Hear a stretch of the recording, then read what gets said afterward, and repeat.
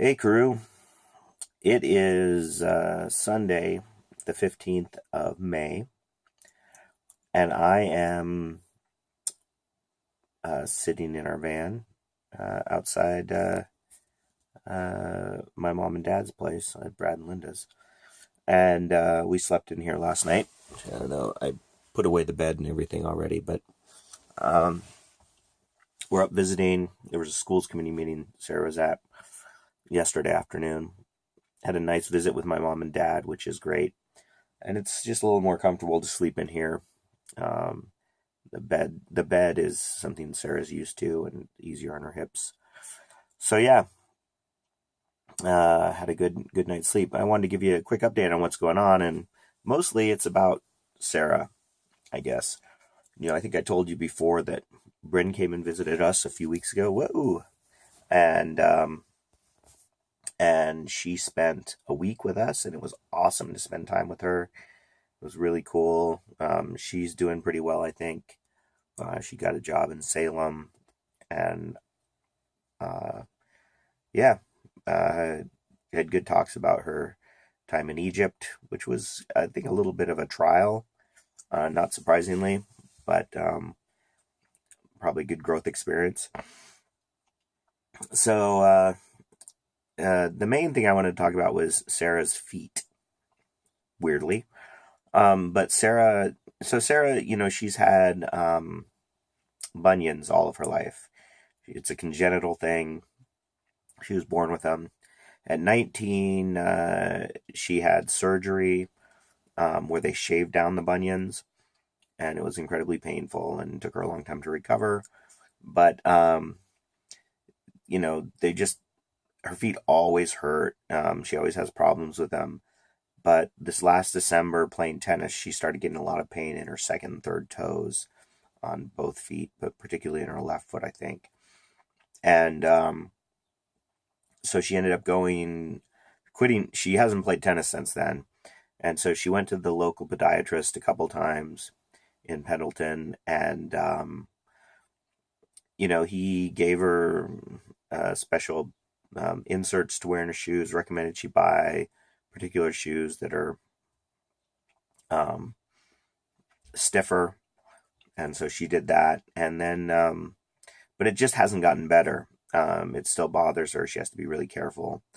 Um, so she went to a orthopedic surgeon who specializes in feet in the Tri-Cities, and that was last week. I don't know, it was Wednesday or something, and maybe because it's Thursday.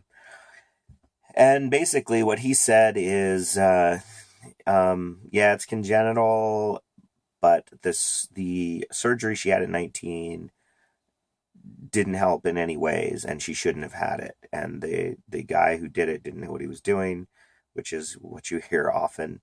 Um, Basically, that surgery is useful if you have um, bunions that are caused by wearing shoes and that are too tight, or wearing high heels or whatever. Which I guess 75% of bunions are caused by wearing improper shoes.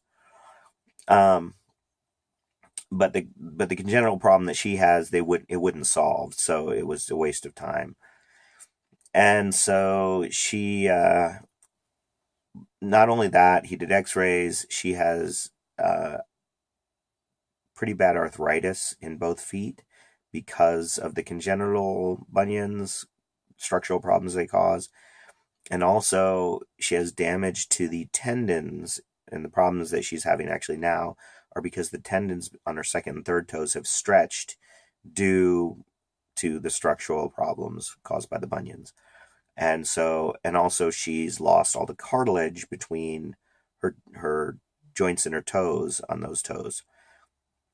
So he's recommending this incredibly invasive surgery where he fixes, basically he fuses the first and second joints, or the second and third joints, um, in her big toes together, because she's got those bunions, and basically he's gonna like cut wedges out of the bones there because the bones are shaped incorrectly, and the congenital problem that she had is that.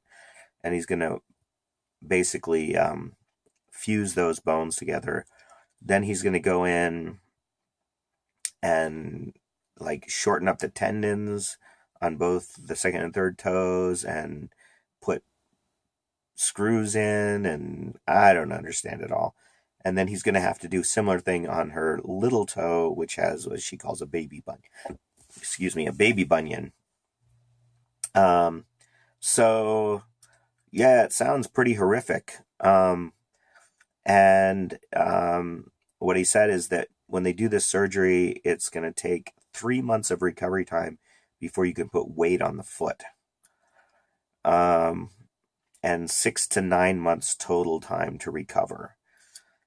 And both feet need the surgery. So we're looking basically at the next year and a half of her life if we do this. So, but he says that he believes that if she does this, it's going to really make a huge impact on her quality of life. He thinks that it'll reduce her pain, and she'll be able to play tennis and do all the hiking she wants to do.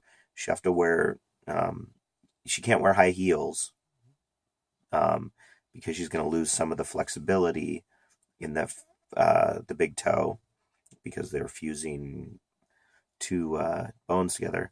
But other than that, he thinks that he believes this will make a big difference in her quality of life. So we're getting a second opinion in the next few weeks. But I suspect we're going to hear the same thing. And, my concern is that based on all of this, if we leave it and don't do anything, it's just going to get worse. And eventually she's not going to be able to do hiking or anything. And, we walk every day, but we actually took breaks walking because her feet were hurting so much. So, and the thought is that if we get this done sooner rather than later, because of how extensive and difficult it is, that the recovery will be better and more complete at a younger age. So yeah, that's the news.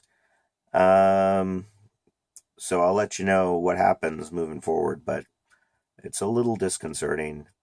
I'm a little my fear is that, it's her feet. And if the surgery goes badly, something goes wrong, it could severely impact her quality of life for the rest of her life. However, at this point, she's not being able to do the things she wants to do. So yeah.